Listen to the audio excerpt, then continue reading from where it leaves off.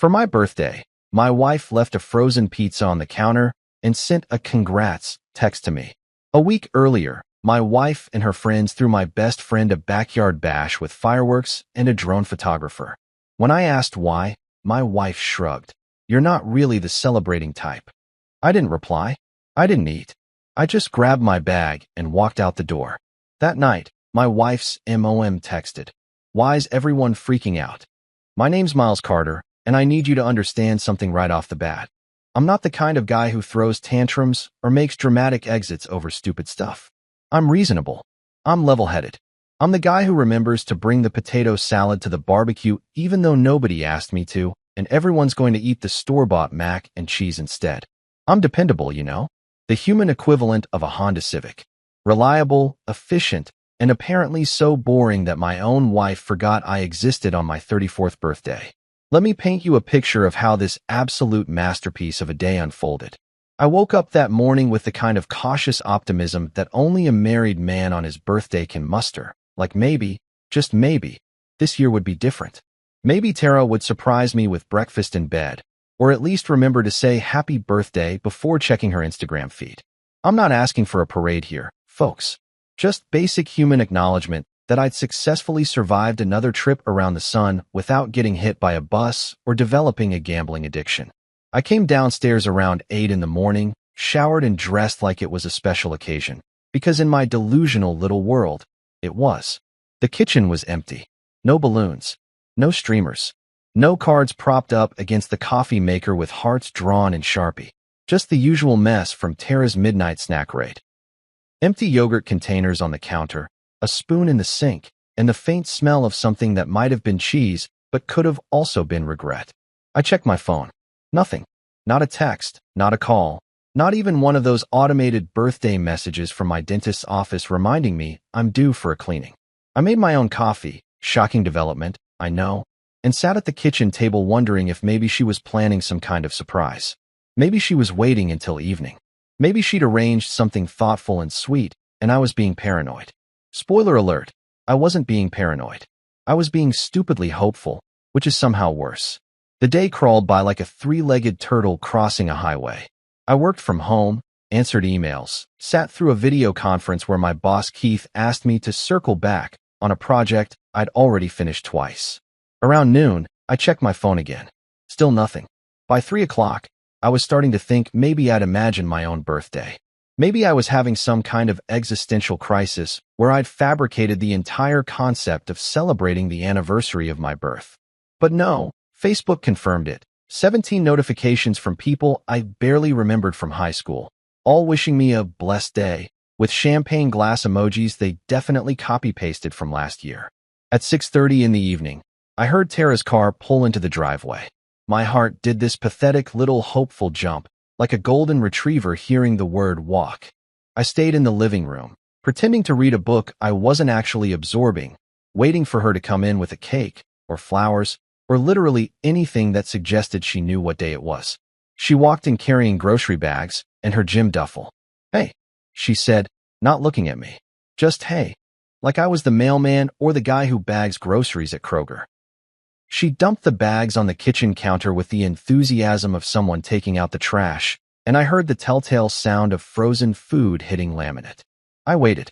I gave her a solid 5 minutes to remember, to suddenly smack her forehead and say, "Oh my God, Miles, I'm so sorry, happy birthday."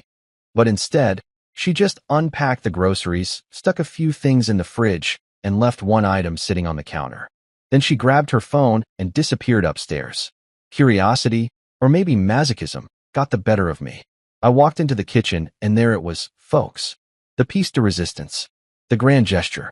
The culmination of 10 years of marriage, of frozen pizza. Not even a good frozen pizza. Mind you, we're talking bottom shelf, cardboard crust, cheese that might be plastic situation. Still sealed in its plastic wrap. Not preheated. Not even accompanied by a note or a half-hearted, "I'll cook this later." Just sitting there on the counter like an afterthought from a sitcom where the laugh track died of disappointment years ago. I stared at that pizza for a solid minute, waiting for the punchline. Surely this was a joke. Surely she'd come downstairs any second and say gotcha, and pull out the real surprise. But the only thing that came was a text notification on my phone. From Tara, who was literally upstairs. Congrats, Miles. 2 words. 14 characters including the comma and period. No emojis. No exclamation point. No happy birthday or love you. Or sorry I'm the worst wife in the continental United States. Just congrats, Miles. Like I'd finished a moderately difficult crossword puzzle or successfully parallel parked on the first try. Here's where the story gets really fun, though. See, I'm not the kind of person who forgets details, especially when those details involve public humiliation and financial waste.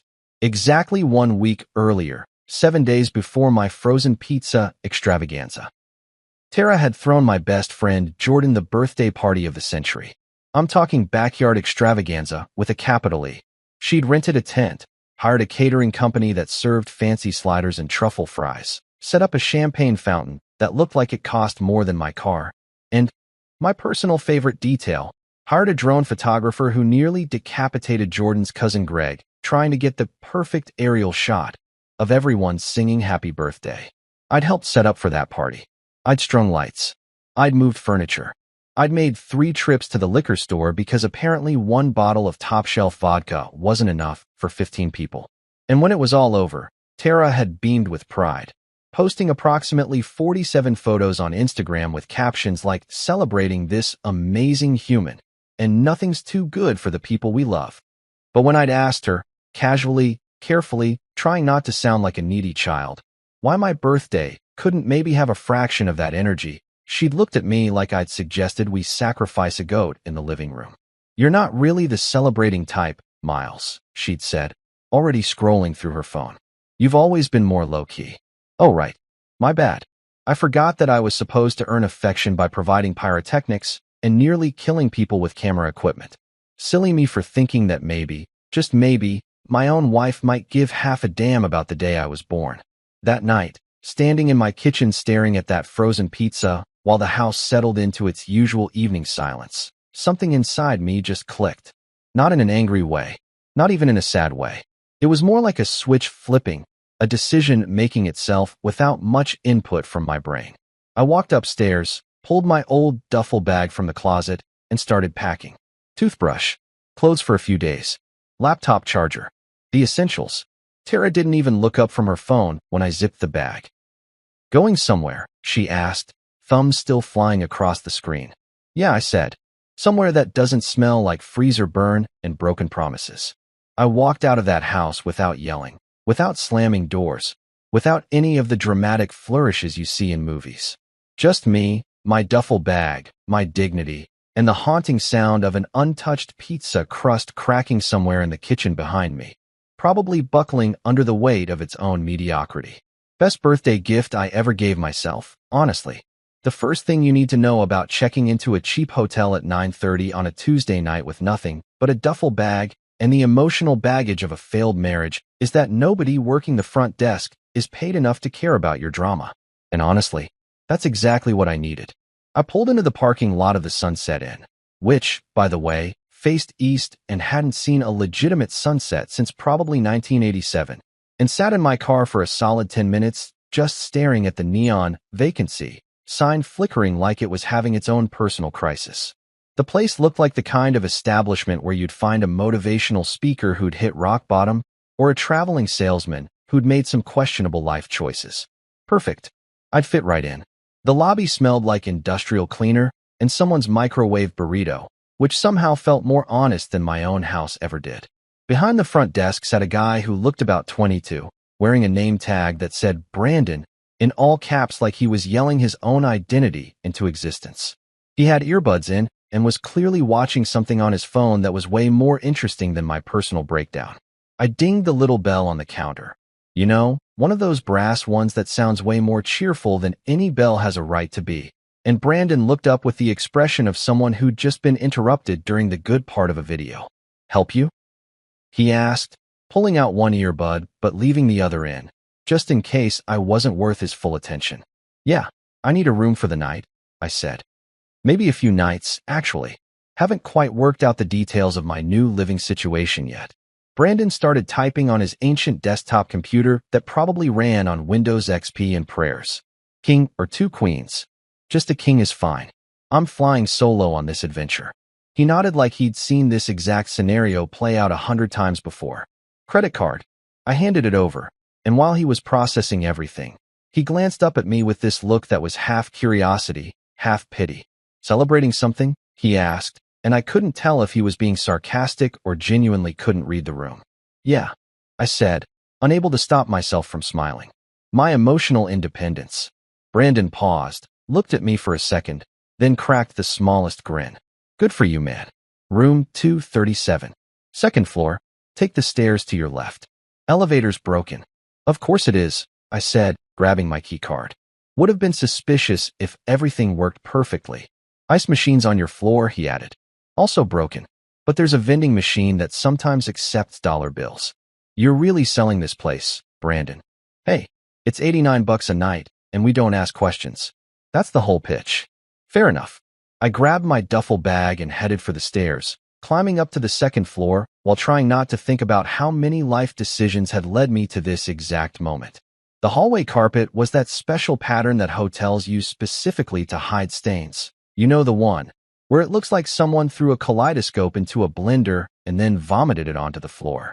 Room 237 was at the end of the hall, right next to what I could only assume was either another guest having a very loud phone conversation or someone watching a documentary about angry geese.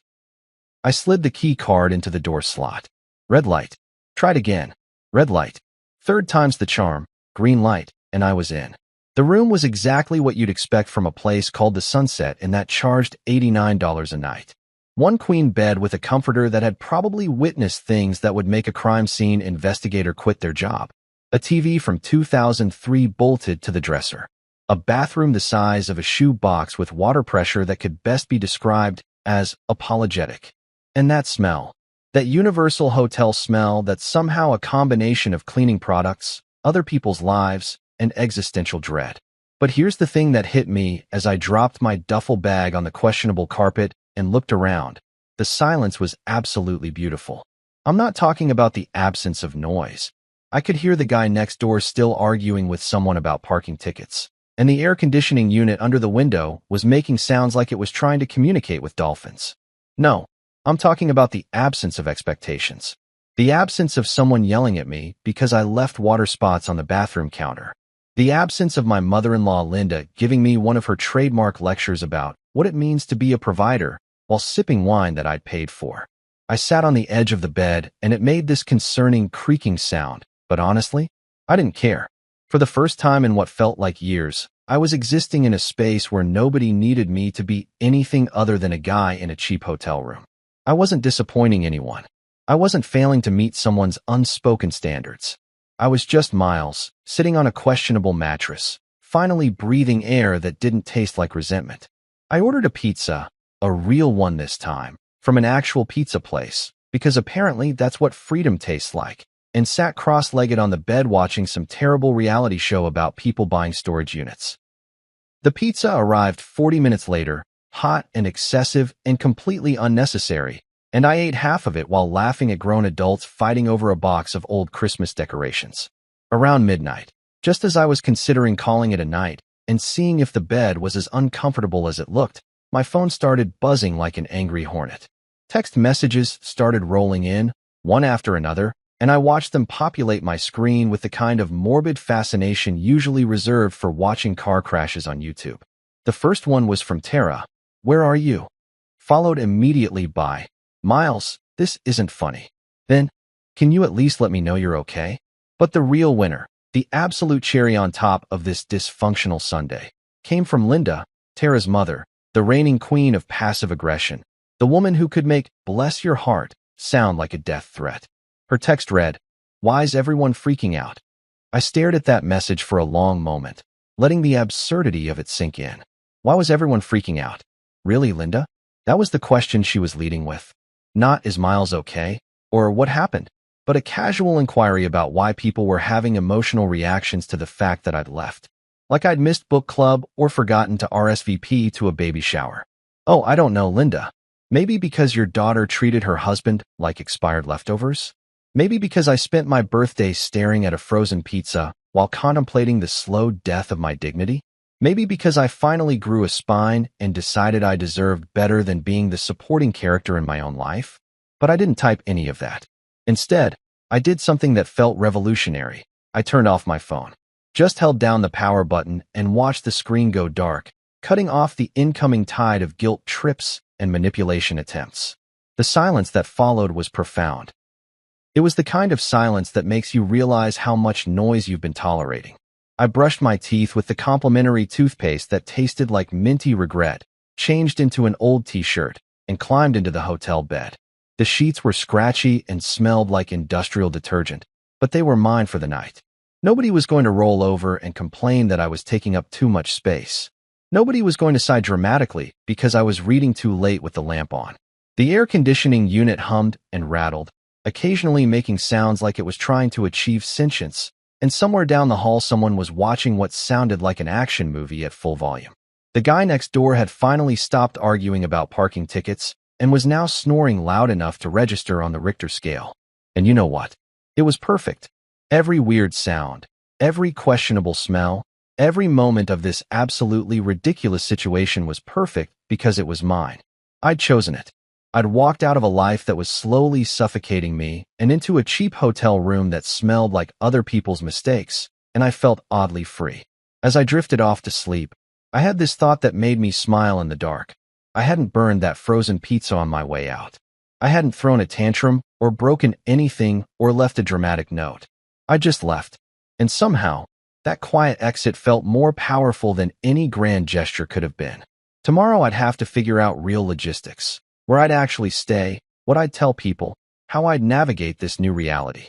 But tonight I was just a guy in room 237 of the Sunset Inn, falling asleep to the sound of malfunctioning air conditioning and distant action movies, feeling like maybe, just maybe, I'd finally done something right.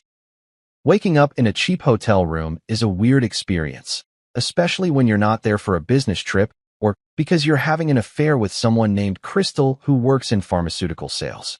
I woke up to sunlight streaming through curtains so thin they were basically decorative suggestions, and for about 3 seconds I forgot where I was. Then reality came crashing back like a hangover, except instead of tequila regrets, it was life choices. I grabbed my phone off the nightstand, which wobbled like it was one strong breeze away from collapsing, and made the mistake of turning it on. 47 notifications. 47. My phone literally vibrated in my hand for a solid 30 seconds like it was having a seizure. Messages from Tara, from Linda, from Jordan, from Tara's sister Rebecca, who I hadn't heard from since she asked me to help her move in 2019 and then never said thank you. Everyone's suddenly very concerned about my whereabouts now that I wasn't around to be conveniently ignored. I ignored all of them and opened my banking app instead, because apparently I'm the kind of person who starts their morning with financial anxiety instead of coffee like a normal human being. That's when I saw it. The beautiful, infuriating reality of my situation, laid out in neat little rows of automatic payments and monthly subscriptions. Netflix, $15.99 per month. In my name. Hulu, $14.99 per month. My credit card. Disney Plus, $10.99 per month. You guessed it, me again. HBO Max, $15.99 per month. Miles Carter, Party of One, paying for everyone's binge-watching habits. The internet bill, $89.99 per month. My account, cell phone plan, the family plan with 4 lines, $180 per month. And here's the kicker. One of those lines was for Jordan, my best friend, who apparently had been on my family plan for 2 years because he was between jobs, and I was such a good dude about it. Another line was for Linda, because of course Tara's mother couldn't possibly pay for her own phone service when she had a son-in-law who was just hemorrhaging money anyway. Spotify Premium Family Plan, $16.99 per month. I didn't even use Spotify. I was an Apple Music guy. But Tara insisted we needed Spotify for her workout playlists and her mom's audiobooks and Jordan's podcast subscriptions. The home security system, $49.99 per month. Protecting a house I wasn't even living in anymore. I kept scrolling, and the hits just kept coming. The cloud storage subscription. The meal kit delivery service that Tara used exactly twice before deciding cooking was not her vibe. The streaming service for fitness classes that Linda used to watch yoga videos she could have found for free on YouTube. Even the premium account for some recipe app that I'm 90% sure was being used by Jordan's girlfriend to plan her Instagram-worthy brunches. I sat there in that hotel bed, staring at my phone, doing the mental math. I was spending roughly $450 a month on services that primarily benefited everyone except me. $450. That's a car payment. That's a decent vacation fund. That's a therapy session every week with enough left over for the good coffee. And then, and this is where it gets really beautiful, I realized something that made me laugh out loud in that depressing hotel room. I had all the passwords. Every single account, every subscription, every service. They were all in my email, tied to my credit cards, accessible through my phone. I was the gatekeeper to their entire digital existence, and I'd been so busy being the reliable guy that I'd never even thought about what would happen if I just stopped. A plan started forming in my head, and let me tell you, it was the kind of plan that made me feel like a supervillain in the best possible way. Not an evil supervillain, more like a chaotic, neutral character who'd finally had enough of being everyone's financial safety net. I wasn't going to cancel everything immediately, because that would be rash and impulsive, and despite recent events, I'm still fundamentally a person who thinks things through. No, I was going to give them 3 days. 72 hours. A generous warning period that they wouldn't even know they were getting. In 3 days, I'd start canceling subscriptions. One by one. Methodically. Starting with the least essential and working my way up to the big ones. The streaming services would go first. Goodbye, Netflix, Sayonara, HBO Max. Then the phone plan. I'd port my number to a new individual plan and let the other 3 lines figure out their own situation. The internet bill would be last, because I'm not a complete monster, but it was definitely on the chopping block. I got out of bed, showered in the world's tiniest bathroom with water pressure that felt like someone spitting on me from a distance, and got dressed in yesterday's clothes because I'd packed in a hurry and hadn't really thought about the practicalities of extended hotel living. My reflection in the mirror looked tired but somehow lighter, like I'd put down a backpack I'd been carrying for so long I'd forgotten it was there. The coffee situation at the Sunset Inn was about what you'd expect from an $89 a night establishment. There was a complimentary breakfast set up in the lobby that consisted of a waffle maker that looked like it had seen combat, some sad-looking fruit in a bowl, and a coffee dispenser that gurgled and hissed like it was summoning demons. I grabbed a styrofoam cup, because of course they use styrofoam, environmental consciousness costs extra, and filled it with coffee that looked like it could strip paint off a car. Brandon was still at the front desk, or maybe he was there again. I couldn't tell if he'd worked an all-night shift or just really loved his job. He looked up from his phone and gave me a nod. Survivor of room 237. How'd you sleep? Like someone who finally made a decision, I said. That's weirdly specific, but I respect it. I grabbed a handful of those little creamer cups and a packet of sugar that was probably older than Brandon and walked outside to the parking lot. The morning air was crisp and cool, and the sky was that particular shade of blue that makes you think maybe things aren't completely terrible. I leaned against my car, popped the lid off my terrible coffee, and took a sip. It tasted like burnt dreams and questionable life choices, but it was mine, and I wasn't sharing it with anyone. I pulled out my phone, opened the Notes app, and started making a list. Not a grocery list or a to-do list, but a revenge list. Okay, revenge is a strong word. Let's call it an accountability list. An actions have consequences list. Maybe you should have thought about this before you gave me frozen pizza for my birthday list. Day 1. Today research individual phone plans.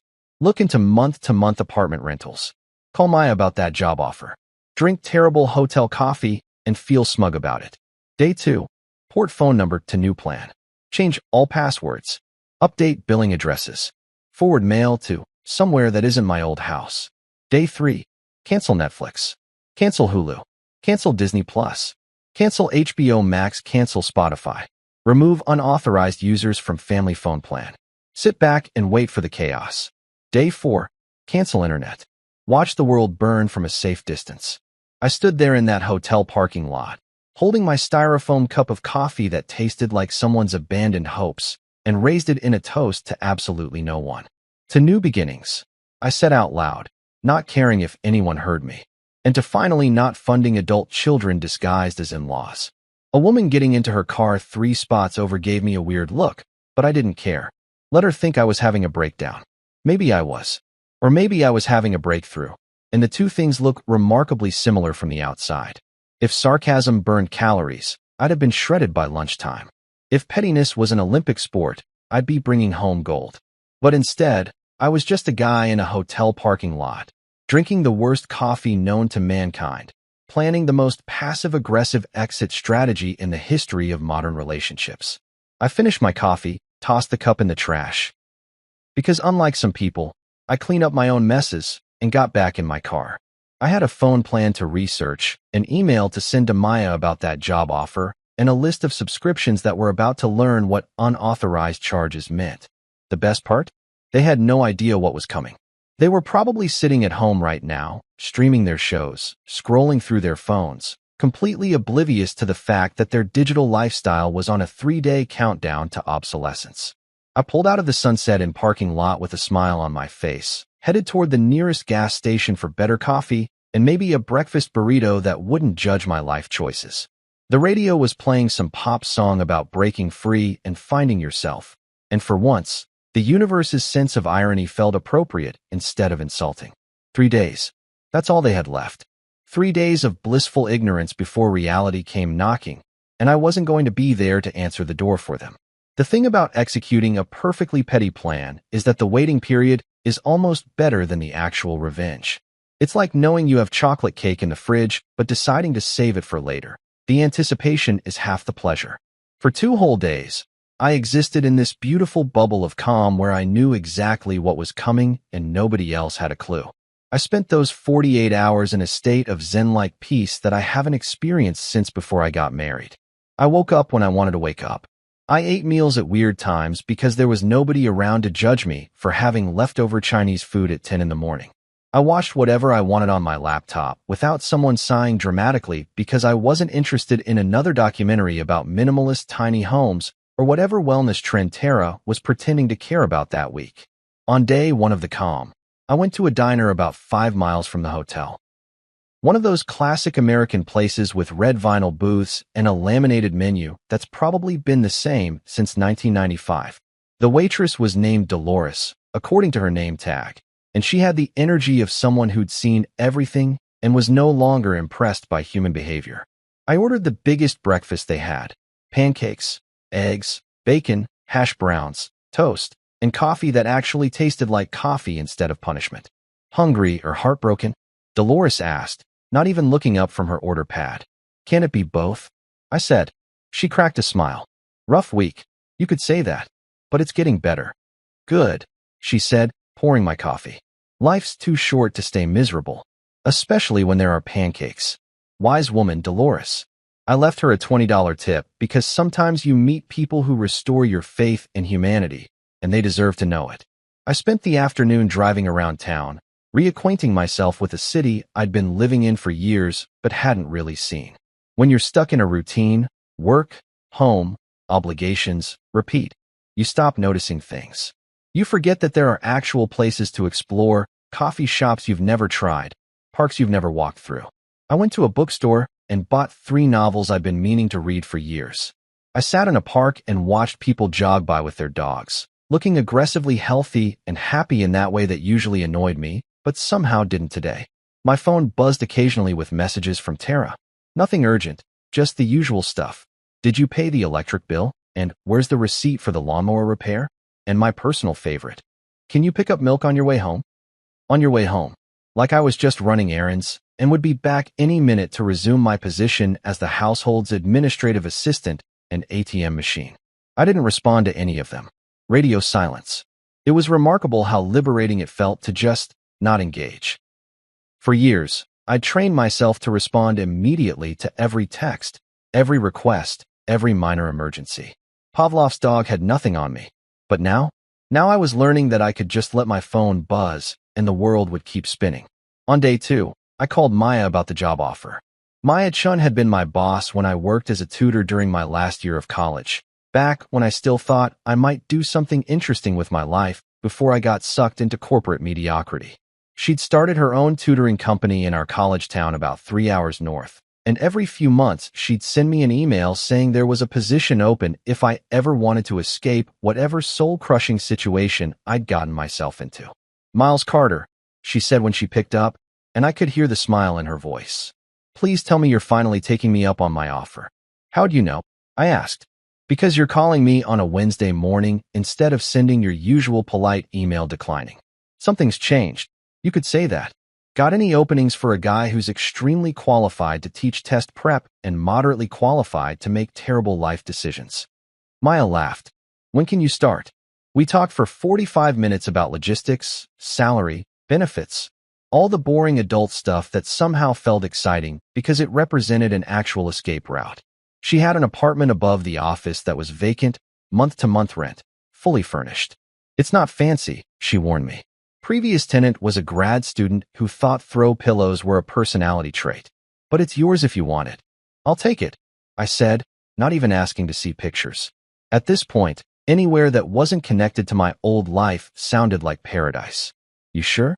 Don't you want to talk to your wife about relocating? Maya, if I wanted to talk to my wife about things, I wouldn't be planning to move 3 hours away. There was a pause. Fair enough. I'll email you the lease agreement. Welcome back to the team, Miles. After I hung up, I sat in my car in the hotel parking lot and just breathed. I had a job. I had a place to live. I had an actual plan that extended beyond hiding in a cheap hotel and drinking questionable coffee. Things were coming together in a way that felt almost surreal. That evening, I treated myself to a nice dinner at a steakhouse, the kind of place Tara always said was too expensive for a random weeknight, but somehow wasn't too expensive when her friends wanted to celebrate someone's promotion or engagement. I ordered a ribeye, medium rare, with a loaded baked potato and a beer that cost $12 but tasted like victory. The waiter asked if I was celebrating something, and I said, yeah, my upcoming unemployment and divorce, which made him laugh nervously and back away slowly. Worth it. I went back to the hotel, watched a movie on my laptop, and fell asleep feeling genuinely content. Tomorrow was day 3. Tomorrow, the subscriptions would start dropping like flies. Tomorrow, the chaos would begin, and I'd get to watch it unfold from a safe distance. But then tomorrow came early. At 7:43 a.m. I know the exact time because I checked my phone when it started buzzing like an angry hornet trapped in a jar. The texts started rolling in. And not the gentle, confused texts I'd been expecting. No, these were full-blown panic texts. Tara, hey. Did you mess with the Wi-Fi? I smiled. It had begun. I was brushing my teeth when the next one came through. Tara, Miles, seriously, the internet isn't working and I have a Zoom call in 20 minutes. Then, 5 minutes later, Miles. My phone just stopped working. Like completely stopped. What did you do? I rinsed my mouth, taking my time, enjoying every second of this. Through the bathroom door, I could hear my phone absolutely losing its mind with notifications. By the time I walked back into the room, there were 17 new messages. 17. It was like Christmas morning. If Christmas morning involved watching your entire family realize they'd been financially cut off. Tara had progressed from confused to panicked. Miles, my phone's not working. None of our phones are working. What's happening? Linda had entered the chat. Miles, I don't know what's going on, but my phone service is out, and so is Tara's. Is there an outage? Jordan, good old Jordan, had sent, dude, my phone line is dead. Did you forget to pay the bill? Did I forget? That's adorable, Jordan. I didn't forget anything. I remembered everything, actually. Every month I paid that bill. Every time you said, thanks, man, and never offered to contribute. I remembered all of it. Then came my favorite message of the morning, from Tara. My mom says I should call you. Please don't do anything crazy. I stared at that message for a long moment, savoring it like fine wine. Don't do anything crazy. That was rich coming from the woman who gave me frozen pizza for my birthday and expected me to stick around indefinitely funding everyone's digital lifestyle. Oh, Linda, I thought, if only you knew that my version of crazy was sitting quietly in a hotel room drinking coffee that tasted like burnt dreams and canceled subscriptions. If only you knew that my grand act of rebellion was simply choosing not to pay for things that didn't benefit me. The horror. The absolute chaos. I typed out my response with the care of someone crafting a masterpiece. No long explanation. No justification. No essay about feelings or boundaries. Just one simple emoji. Thumbs up. I hit send and watched the message deliver. One thumbs up. That's all they got. Because nothing, and I mean nothing, terrifies control freaks more than a complete non-reaction. My phone immediately started ringing. Tara. I declined the call. It rang again. Declined. Then Linda tried. Declined. Then Jordan. Rebecca. Even Tara's dad, Rick, who hadn't called me since he dialed me during Thanksgiving 2022. I turned my phone to silent, set it face down on the nightstand, and went to take a shower. Let them spiral. I had a checkout time to meet and a new life to start. There's something weirdly symbolic about packing your entire life into a Honda Accord and driving away from everything you've known for the past decade. It's like being in one of those indie movies where the protagonist has a revelation and just hits the road. Except instead of a cool vintage convertible and a carefully curated soundtrack, you've got a car that makes a weird rattling noise above 50 miles per hour and a playlist that keeps shuffling to breakup songs like your phone is trying to make a point. I checked out of the Sunset Inn at exactly 11 a.m., which was checkout time, because even in the midst of a life crisis, I'm still the kind of person who follows hotel policies. Brandon was at the desk again. Or still, I honestly couldn't tell anymore. And he gave me a little salute as I turned in my key card. Good luck out there, man, he said. Hope you find whatever you're looking for. Thanks, Brandon. Keep fighting the good fight with that waffle maker. It's a losing battle, but somebody's got to do it. I threw my duffel bag in the trunk, which also contained everything else I'd managed to pack in my hasty escape. A box of books, my laptop, 3 pairs of shoes, enough socks and underwear to last me until I either found a laundromat or gave up on society entirely. And a framed photo of my dog from childhood, because apparently even in the middle of a divorce, I'm still sentimental about a golden retriever who died in 2008. The drive north to my college town was supposed to take about 3 hours, but I was in no rush. For the first time in years, I had nowhere I needed to be at any specific time. No meetings. No obligations. No wife texting me a grocery list with 17 items that somehow all needed to be the organic version. Just me, the open road, and the distinct possibility that I was having either a breakthrough or a breakdown. The jury was still out. I merged onto the highway, and immediately my phone started ringing through the car's Bluetooth system. Tara's name flashed on the dashboard screen like a warning light. I hit decline and turned off Bluetooth entirely, because I was learning that sometimes the best response is no response at all. Let her think I'd driven into a tunnel. Let her think I'd dropped my phone in a lake. Let her think whatever she wanted. I was done providing explanations for my existence. The radio became my only companion, and it had apparently decided that today was songs about love gone wrong day. Every station I flipped to was playing either a bitter breakup anthem or an overly optimistic song about finding yourself after heartbreak. At one point, I Will Survive came on, the Gloria Gaynor version, not some modern cover, and I cranked it up and sang along like I was auditioning for the world's saddest karaoke competition. A truck driver in the next lane looked over at me belting out lyrics about changing locks and growing strong, and I just nodded at him like this was completely normal behavior. He gave me a thumbs up. Brotherhood of the road, I guess. We've all been there, fighting our demons at 70 miles per hour while Gloria Gaynor provides the soundtrack. About an hour into the drive, I stopped at a rest area that had the aesthetic of a building that had given up on life sometime in the 90s. The bathroom smelled like broken dreams and industrial cleaner, and the vending machines looked like they might contain either snacks or anthrax. It was hard to tell. I grabbed a coffee from a machine that charged $3 for what tasted like someone's interpretation of what coffee might be, and stood outside watching families shuffle between minivans and SUVs. There was this one couple, probably in their 50s, and they moved around each other with this easy familiarity that made me realize I'd never had that with Tara. Every interaction we'd had in the last few years felt like a negotiation or a performance. This couple, though, the guy just handed his wife a napkin without her asking. She adjusted his collar without thinking about it. Small gestures that added up to something real. I wondered if Tara and I had ever had that, or if we'd just been playing house from the beginning, following some script about what marriage was supposed to look like without ever figuring out what we actually wanted it to be. Deep thoughts at a highway rest stop. That's where I was in life now. I got back in my car and kept driving, and the landscape slowly started to change. The sprawling suburbs gave way to smaller towns, then to actual countryside with farms and cows, and the kind of pastoral scenery that makes you understand why people write country songs. The further I got from the city, the lighter I felt, like I was literally driving away from weight I'd been carrying. My phone buzzed in the cup holder, silenced but still visible, and I could see notifications piling up. 53 messages. 53.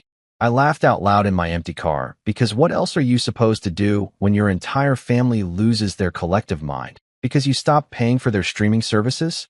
2.5 hours into the drive, I started seeing familiar landmarks. The billboard for that sketchy fireworks store that was always going out of business, but never actually closed. The exit for the state park where my college friends and I used to go hiking when we were pretending to be outdoorsy. The water tower painted to look like a giant basketball, because apparently in the 80s that seemed like a good idea. I took the exit for Millbrook, my old college town, and felt this weird mixture of nostalgia and hope. This place held memories of a version of me that still had potential before I'd settled into a comfortable life that turned out to be slowly suffocating me. The downtown area hadn't changed much. Same brick buildings, same locally owned shops trying desperately to compete with the strip mall on the highway, same coffee shop where I'd spent countless hours studying and pretending to understand philosophy. Actually, wait. The coffee shop was different. It used to be called The Daily Grind, but now the sign read June's Brew in cheerful yellow letters with a little sun logo. Cute. Probably new ownership trying to put a personal touch on things. I parked on Main Street, found a spot right in front, which never would have happened in the city, and sat in my car for a moment, watching people walk by. College students with backpacks looking stressed about midterms. Older folks moving at a slower pace, actually making eye contact with each other. A guy walking 3 dogs at once, and somehow making it look easy. This could work. This could actually work. I grabbed my wallet and headed into June's Brew, pushing open the door to the sound of a little bell chiming. An actual bell, not a recording. The place smelled like fresh coffee and baked goods and possibility. It was warm without being stuffy, busy without being crowded, and had that perfect coffee shop ambience that makes you want to stay for 3 hours with a laptop and pretend you're writing the next great American novel. Behind the counter was a woman about my age with dark hair pulled back in a ponytail and an apron that said, "Powered by coffee and sarcasm." She was steaming milk for someone's latte with the focused concentration of a surgeon performing a delicate operation. When she looked up and saw me standing there, she smiled. And here's the thing that got me. It was a real smile. Not a customer service smile. Not a polite but exhausted smile. An actual, genuine, reaches your eyes kind of smile that made me realize I hadn't seen one of those directed at me in longer than I cared to admit. "Welcome to June's," she said. "What can I get you?" "Are you June?" I asked, already knowing the answer but needing to confirm that yes, some people actually name their businesses after themselves, and that's adorable. Guilty as charged. Opened this place 6 months ago and immediately regretted the pressure of having my name on everything. She grinned. "If the coffee's bad, it's a personal failure. If it's good, well, at least my ego gets a boost." "I'll take a large latte," I said.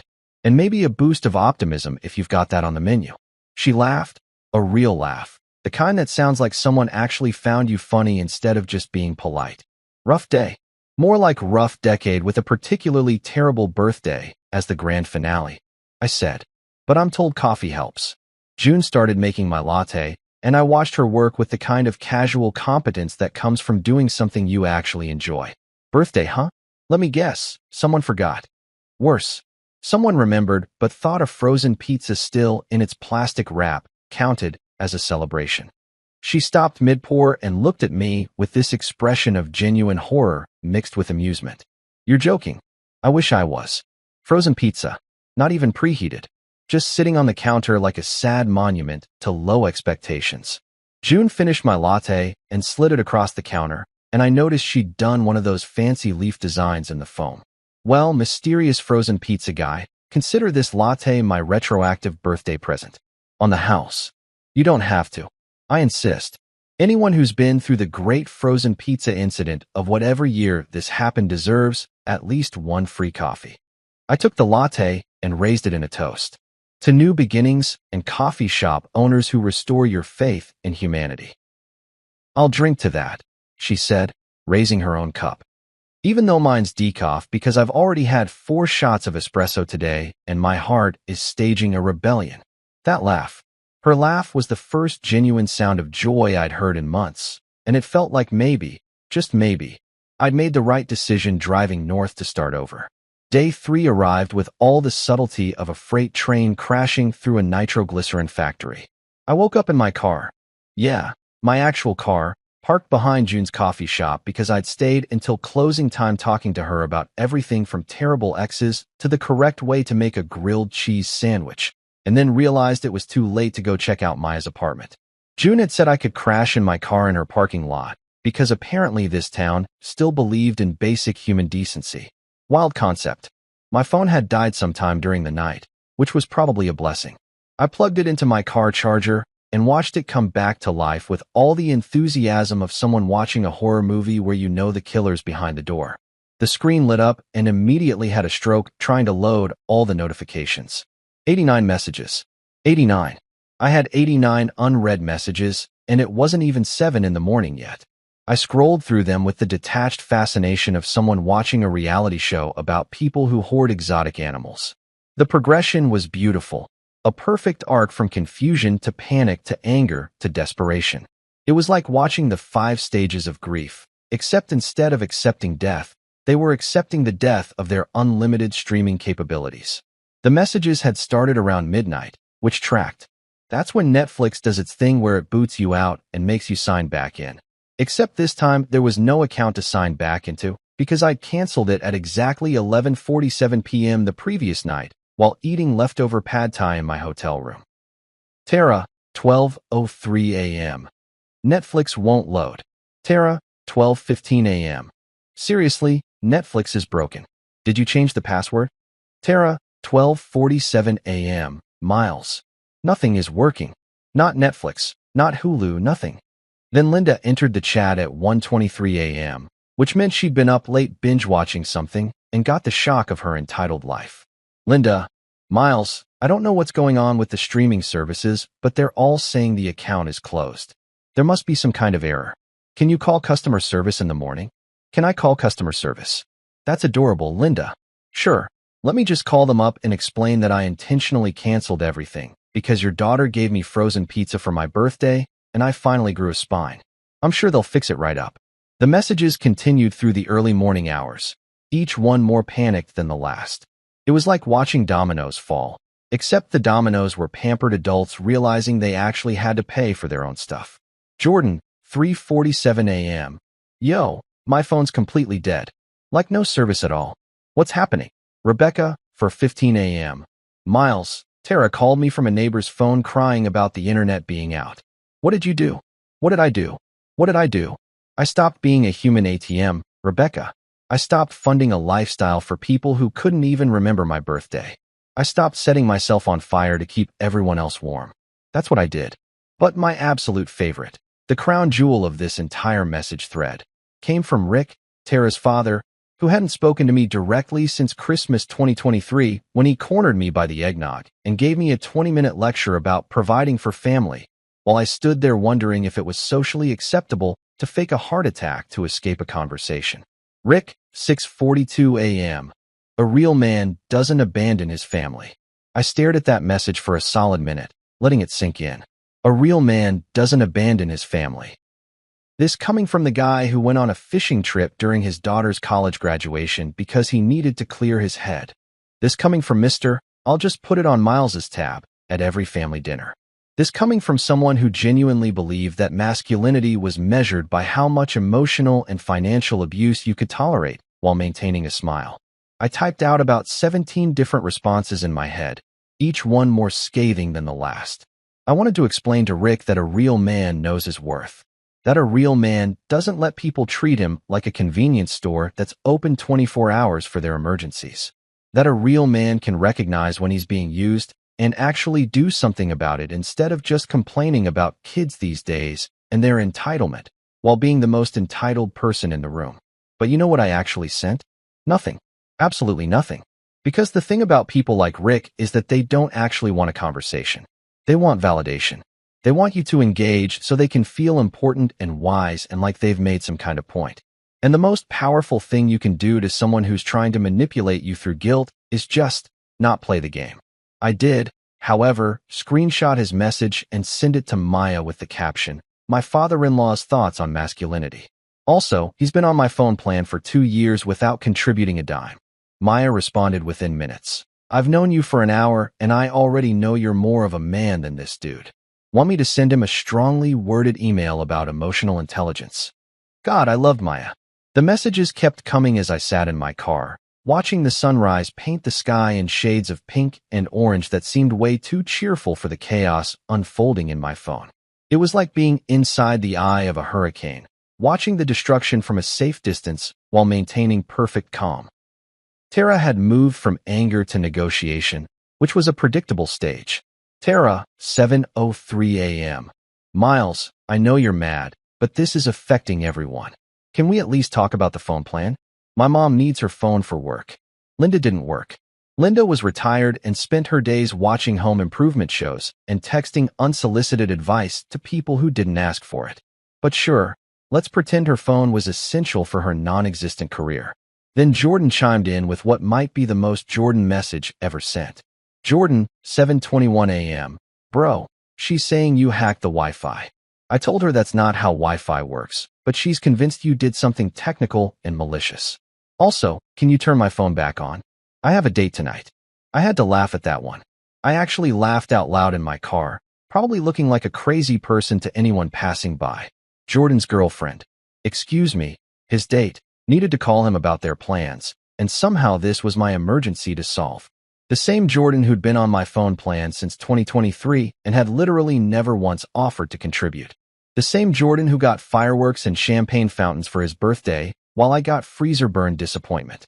No, Jordan. No, you can't have your phone back. Go buy a prepaid phone at a gas station like the rest of US peasants did before family plans were invented. Experience the joy of limited minutes and paying your own way. Build some character. I scrolled further and found a message from Tara's work friend Melissa, who I'd met exactly twice and who apparently felt qualified to weigh in on my personal life. Melissa, 7:44 a.m. Miles, I don't know what's going on between you and Tara, but punishing her like this is really immature. You're acting like a child. Punishing her. That's the word they kept using. Punishing. Like choosing not to pay for someone else's luxuries was some kind of vindictive attack instead of just normal boundaries that functioning adults should have. I wanted to respond to Melissa with a detailed breakdown of exactly how much money I'd spent over the years funding everyone else's comfort while my own needs were treated as optional. I wanted to calculate the exact dollar amount of frozen pizza versus Jordan's birthday party and send her a spreadsheet. I wanted to explain that sometimes punishment is just consequences wearing a different outfit. But again, I didn't respond. Because Melissa didn't actually matter. Her opinion was worth exactly as much as she'd contributed to my phone bill. Nothing. The final message that made me actually put my phone down and take a deep breath came from Linda at 8:02 a.m. Linda, I raised my daughter to be a good wife. This is breaking her heart. I hope you're proud of yourself. And there it was. The ultimate guilt trip. The nuclear option. The think of how this affects my daughter card. As if I hadn't spent 10 years thinking about exactly that while my own feelings were treated like they were optional features nobody ordered. I looked at that message, sitting in my car behind a coffee shop in a town I'd fled to for a fresh start, and I realized something profound. I actually was kind of proud of myself. Proud that I'd finally drawn a line. Proud that I'd stopped accepting crumbs and calling it a meal. Proud that when faced with the choice between maintaining peace and maintaining my dignity, I'd chosen myself for once. I turned my phone face down, grabbed my toiletry bag, and headed into June's coffee shop. She was just unlocking the front door, probably wondering why there was some random guy sitting in his car in her parking lot at 8 in the morning. Morning, she said, not even looking surprised. Rough night. You could say that. Any chance you know where a guy can find a shower and maybe some industrial strength coffee? She grinned. Gym's 2 blocks down. They do day passes. And the industrial coffee? That I can help with right now. You're a lifesaver, June. Nah, she said, flipping the lights on inside the shop. Just someone who recognizes a fellow survivor when she sees one. Saturday morning arrived with the kind of peaceful quiet that makes you think maybe the universe has decided to give you a break. I'd moved into Maya's apartment above the tutoring office 2 days earlier, and I was still in that honeymoon phase with the place where even the creaky floorboards seemed charming instead of annoying. The apartment was exactly as advertised, small, fully furnished by someone who thought throw pillows could solve any decorating problem, and absolutely perfect for a guy who needed to start over with minimal baggage. I'd spent Friday night setting up my laptop, organizing my clothes in the tiny closet, and enjoying the revolutionary concept of living in a space where nobody yelled at me for leaving a coffee mug on the counter. The previous tenant, some grad student named Bethany, according to the passive-aggressive notes she'd left about which light switches controlled which outlets, had left behind approximately 47 decorative pillows, a collection of succulents in various states of death, and a shower curtain with inspirational quotes that I'd immediately replaced with a plain blue one because I didn't need "dream big" staring at me while I shampooed. I woke up around 8, made coffee in the little single-serve maker that looked like it had been purchased during the Obama administration, and was contemplating whether I had the energy to walk to June's shop for a real breakfast when I heard footsteps on the stairs leading up to my apartment. Heavy, determined footsteps. The kind of footsteps that meant someone had driven 3 hours with a mission. Then came the knock. Not a polite "hello, is anyone home" knock. This was a "we need to talk, and I'm not leaving until we do" knock. The kind of knock that makes your stomach drop even when you've been expecting it. I looked through the peephole, which was so old it made everything look like a fisheye lens from a 90s music video, and there she was, Tara, standing in the hallway of my new apartment building, 3 hours away from home, at 8:30 on a Saturday morning. And here's the detail that I will remember for the rest of my life. She was wearing an old hoodie that said, "Live, Laugh, Love," in that cursive font that's required by law to appear on at least one item in every suburban home. The irony level was off the charts. The woman who'd given me frozen pizza for my birthday was standing at my door wearing a hoodie about living and laughing and loving, and I had to bite the inside of my cheek to keep from laughing in her face through the door. I took a deep breath, checked my reflection in the mirror by the door to make sure I didn't look as emotionally destroyed as she probably hoped, and opened it. "Tara," I said, keeping my voice neutral. "How'd you find me?" "Your boss, Maya," she said, not even bothering with a greeting. "I called the tutoring company. Told them it was a family emergency." Of course she did. Classic Tara move. Manipulate the situation, make herself the victim, get what she wants through whatever means necessary. I made a mental note to talk to Maya about establishing some boundaries with my personal information. "It's not an emergency," I said. "Everything's fine. I'm fine. Are you?" She looked past me into the apartment, taking in the throw pillows and dead succulents and the general aesthetic of person starting over in their mid-30s. "This is what you left me for? This place?" "I didn't leave you for a place, Tara. I left you because you treated me like an appliance that you occasionally remembered to maintain." Her eyes got that shiny look they always got when she was about to deploy tears as a tactical weapon. "You're really going to do this? Over a pizza?" And there it was. The reduction of 10 years of slow emotional erosion into one frozen pizza. Like that was the entire problem.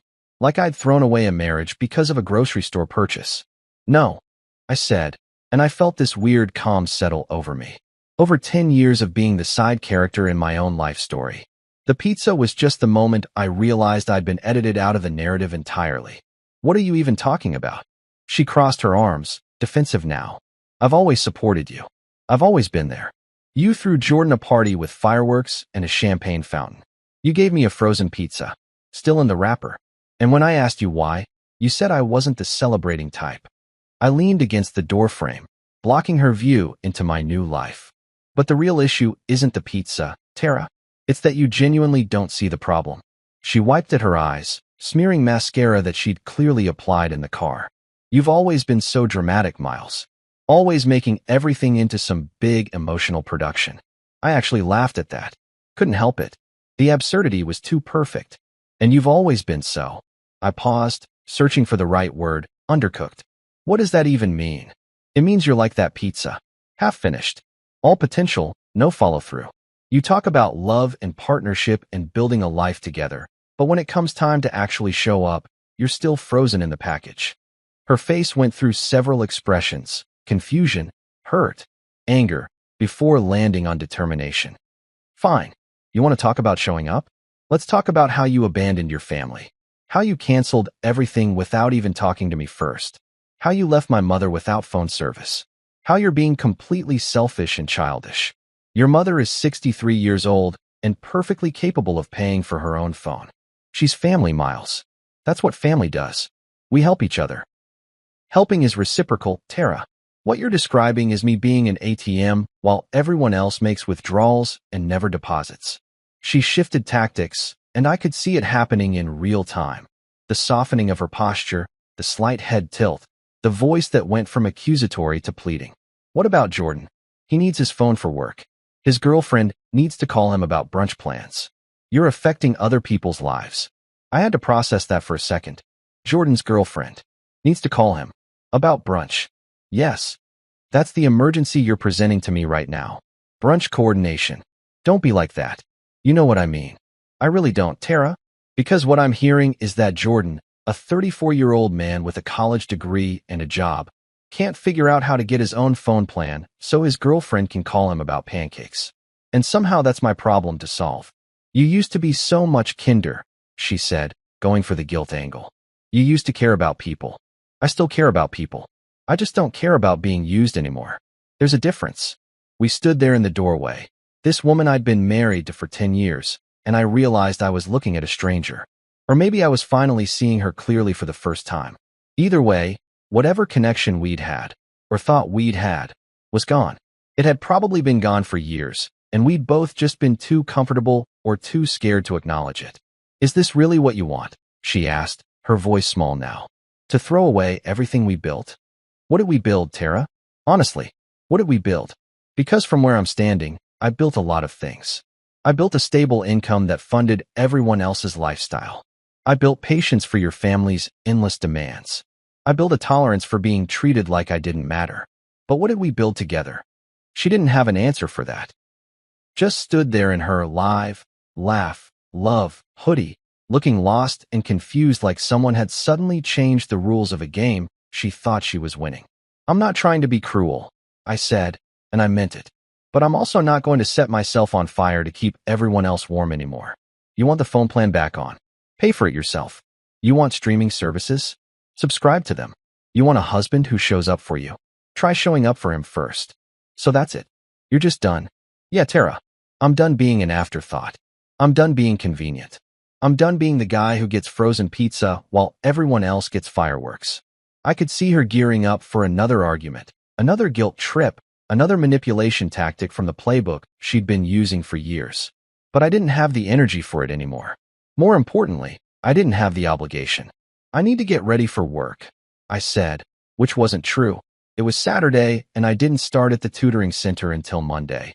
But she didn't need to know that. Drive safe going back. And then I did something that felt both incredibly simple and incredibly powerful. I closed the door.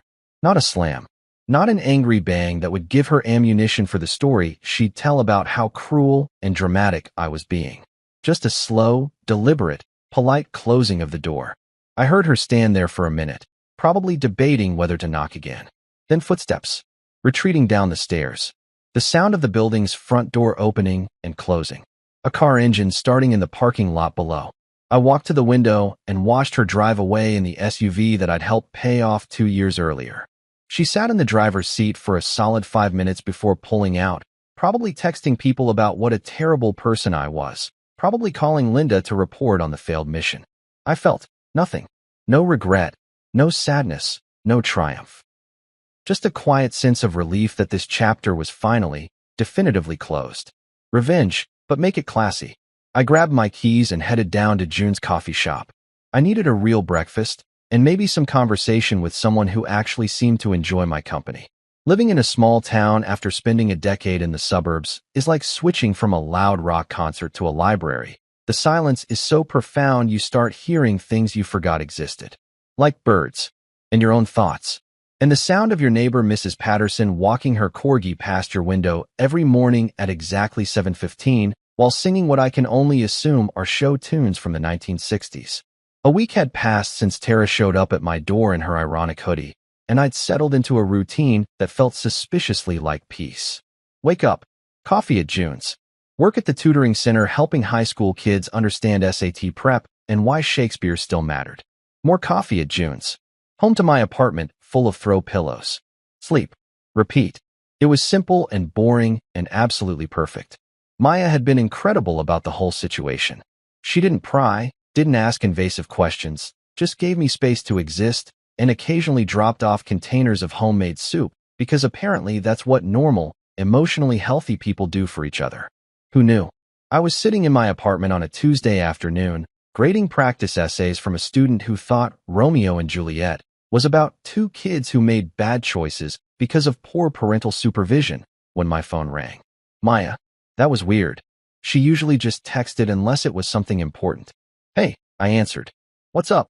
So, Maya said, and I could hear the barely contained laughter in her voice. I just got the most interesting phone call. Define interesting. Your mother-in-law called the tutoring center trying to track you down. I sat up straight, nearly knocking over my coffee. Linda called you? How did she even get this number? Apparently, she's been calling every tutoring company within a 100-mile radius. Very determined woman. She told my receptionist it was a family emergency and that she needed to speak with you immediately regarding urgent financial matters. Oh my God, it gets better, Maya said. When Jessica told her you weren't available, Linda asked for your home address because, as your employer, I have a legal obligation to provide that information to family members in crisis. I had to laugh. I actually had to laugh because the audacity was impressive. What did you tell her? I told her you joined witness protection and I wasn't legally allowed to disclose your location. You didn't. I absolutely did. She sputtered for about 30 seconds and then hung up. Jessica said it was the highlight of her week.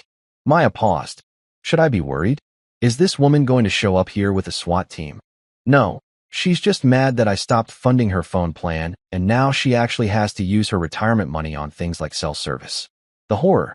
The absolute tragedy, Maya said. Anyway, I wanted to give you a heads up in case she escalates to skywriting or hiring a private investigator.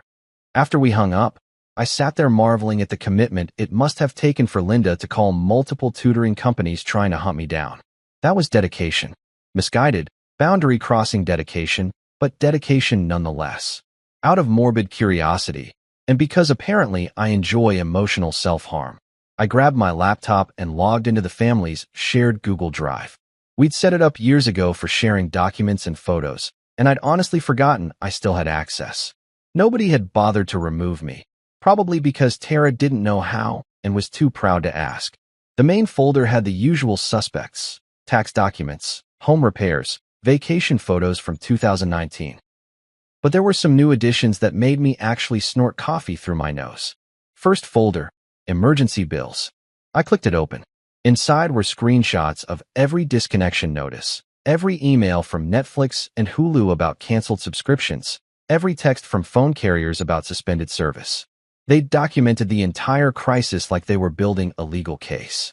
There were even photos of Linda's phone screen showing no service, like that was evidence of my war crimes. Second folder, apology drafts. Oh, this was going to be good. Inside were at least a dozen Word documents with various attempts at crafting the perfect apology to lure me back into funding their lifestyle. I opened the first one, titled Apology, Version 1, Emotional Angle. Dear Miles, we realize now that we may have taken your generosity for granted. May have. The uncertainty was killing me. I opened another one. Apology, Version 3, Financial Compromise. Dear Miles, what if we agreed to pay you back for half of the streaming services over the next 18 months? Half. Over 18 months. So essentially, they wanted to reimburse me about $6 per month for services they'd been using for years. The math wasn't mathing, as the kids would say. The best one, though, was titled Apology, Mom's Version, Guilt Trip. Dear Miles, Linda wanted me to tell you that she's been unable to reach her cardiologist because her phone isn't working, and this could be a matter of life and death. Linda didn't have a cardiologist. Linda had the cholesterol levels of a marathon runner and bragged about it constantly. The woman ate kale for fun. But sure, let's pretend this was a medical emergency. Then I saw it. The folder that made this entire snooping expedition worthwhile. Miles being difficult. I clicked it with the enthusiasm of someone about to watch a train wreck in slow motion, and what I found was somehow worse and better than I could have imagined. It was full of memes. Memes. They'd made memes about me. There was one of that guy from The Office looking annoyed with the caption, "When your husband cancels Netflix because you gave him frozen pizza." Another was the distracted boyfriend meme. Boyfriend looking at being petty, girlfriend labeled having a mature conversation, with the caption, "Miles choosing violence." They'd made a whole collection. Screenshots of my thumbs up emoji with dramatic captions. A compilation of text where I just didn't respond, labeled the silent treatment, a masterclass. Even a poorly edited image of me as a Disney villain with the caption, "Miles destroys family Wi-Fi, 2024, colorized." The commitment to documenting their victimhood was honestly impressive. They'd put more effort into these memes than they had into remembering my birthday. I was still scrolling through this digital monument to their wounded feelings when my phone rang. Jordan. I stared at his name on the screen, debating whether to answer. We hadn't spoken since the great subscription cancellation of 2024, and I wasn't sure what to expect. Curiosity won. I answered. "Miles, man, we need to talk." Jordan's voice sounded weird. Strained. Like he was hiding in a closet or something. "What's up, dude?" Tara's telling everyone you've lost it. Like, completely lost your mind. She's saying you had some kind of breakdown and fled to the wilderness. "I'm in a college town, Jordan. There's a Starbucks on the corner. This is hardly the wilderness." "Yeah, I figured." But she's going hard with the narrative. Posted on Facebook about how she's worried about your mental health and asking for prayers. She posted on Facebook. I said it flatly, not even as a question. Of course she did. Public sympathy was Tara's favorite currency. It gets worse. Linda's telling people you stole money from them and disappeared. Stole money? I stopped paying for their stuff. That's not theft. That's called having boundaries. There was a pause, and then Jordan said something that absolutely floored me. "Bro, between you and me, you're kind of my hero right now." "What?" His voice dropped to a whisper. "I'm serious. Everyone's been texting me asking if you're okay, and I've been telling them, yeah, you're fine. You just finally figured out what the rest of us are too scared to do. Which is, put yourself first, man. Stand up for yourself. Stop being everyone's ATM and emotional punching bag." He laughed, but it sounded bitter. Sarah, my girlfriend, she asked me why I don't have my own phone plan, and I didn't have a good answer. You know what I realized? I'm 34 years old, and I've been on your family plan for 2 years because it was easier than being a grown-up. I didn't know what to say. Jordan, Party Jordan, Fireworks Jordan, the guy who'd never met a responsibility he couldn't avoid, was having an epiphany. "I got my own plan yesterday," he continued. "Paid for 3 months up front. And man, it felt good. Like I was finally acting my age."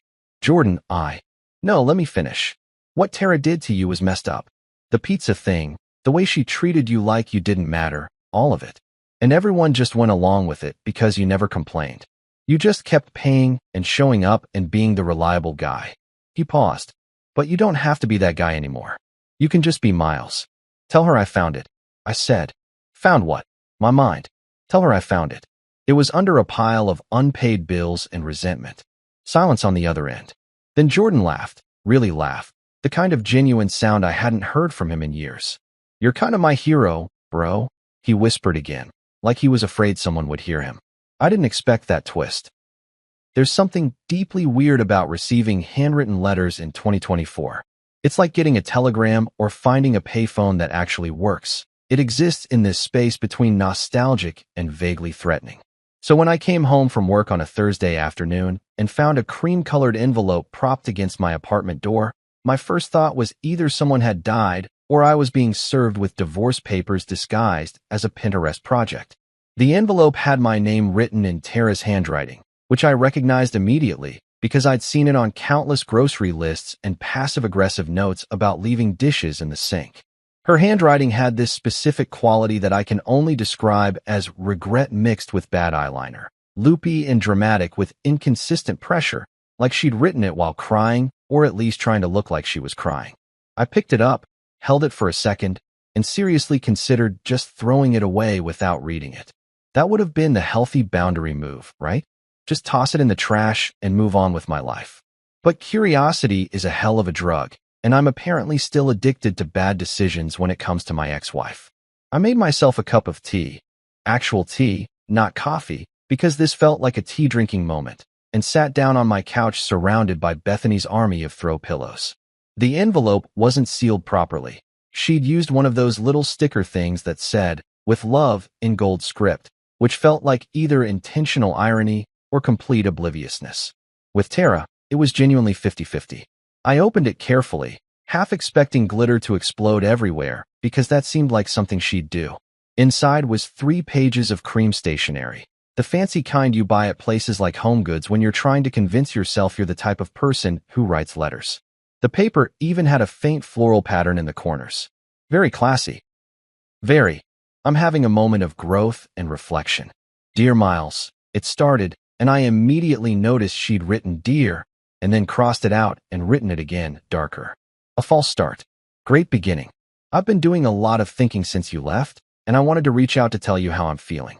I know things ended badly between us, and I didn't mean to make you feel that way.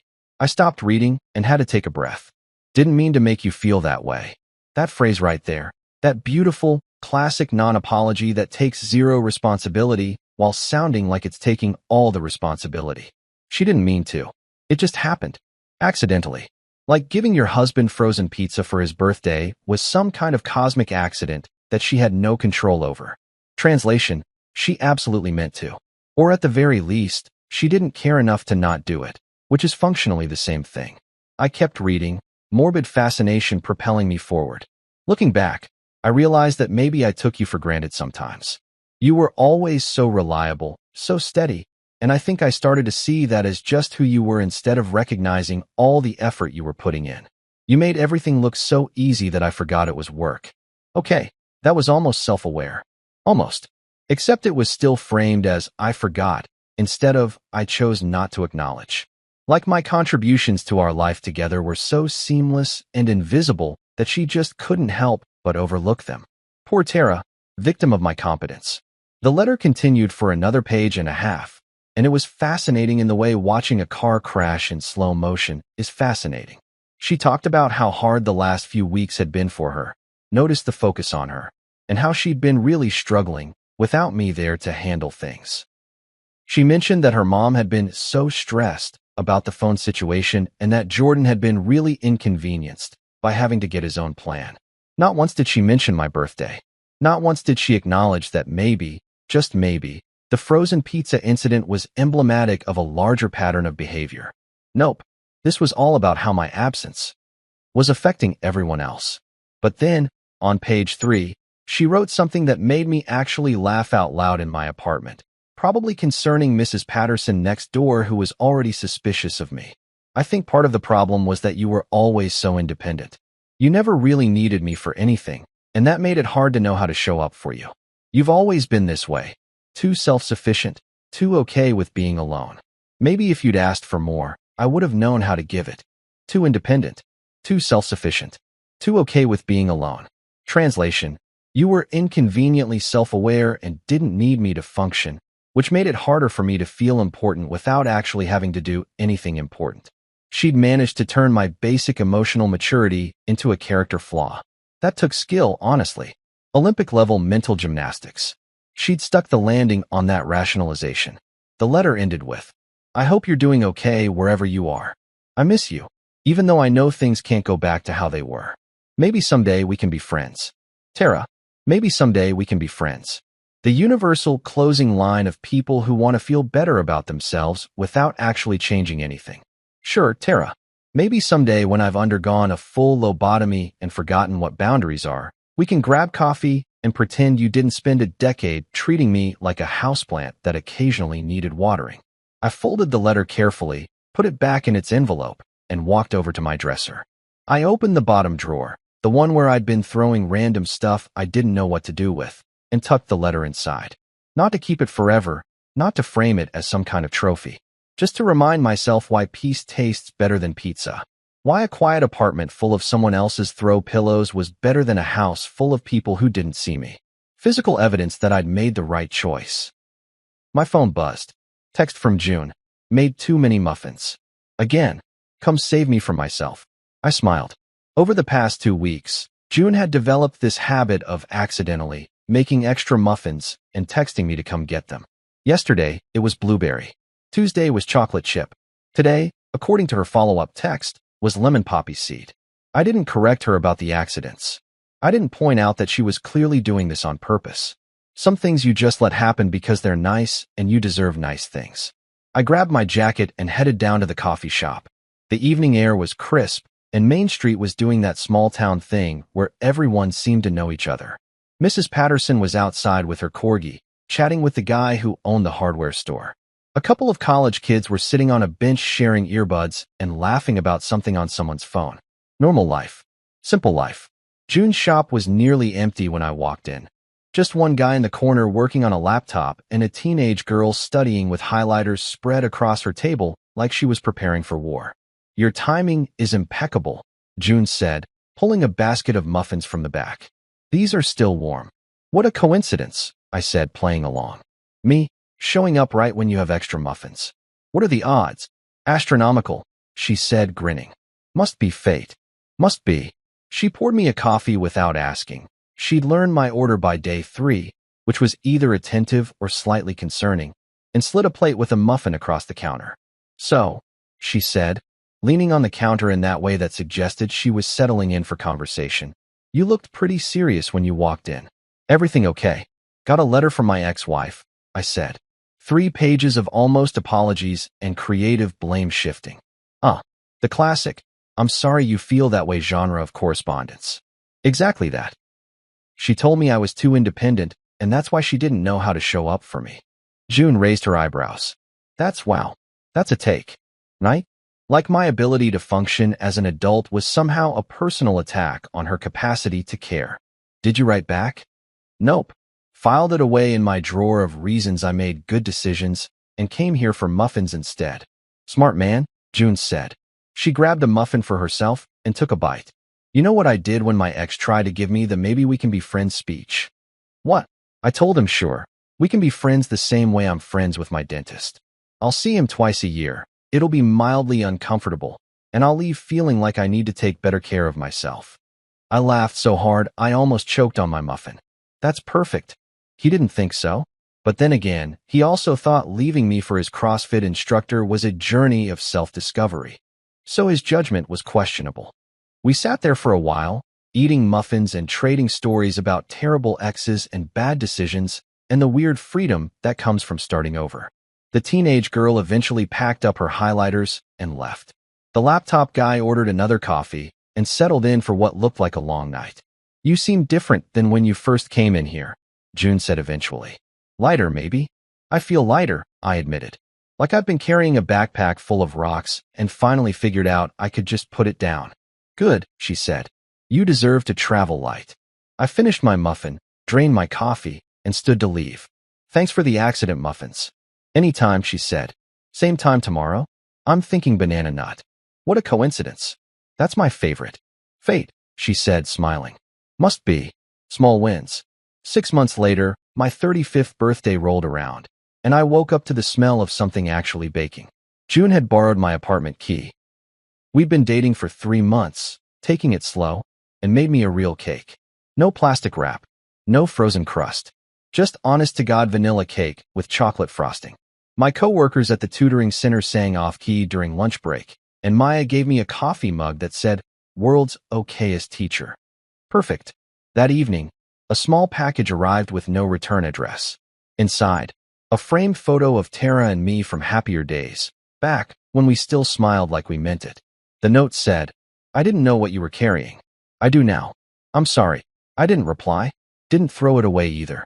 Just set it in that drawer with her letter, artifacts from a life I'd outgrown. Later, June and I sat on my couch eating leftover cake, and I raised my glass. "Happy birthday, Miles. You finally celebrated you." Somewhere between laughter and buttercream frosting, I realized I wasn't the husband who got frozen pizza anymore. I was the man who learned to leave the oven on for himself.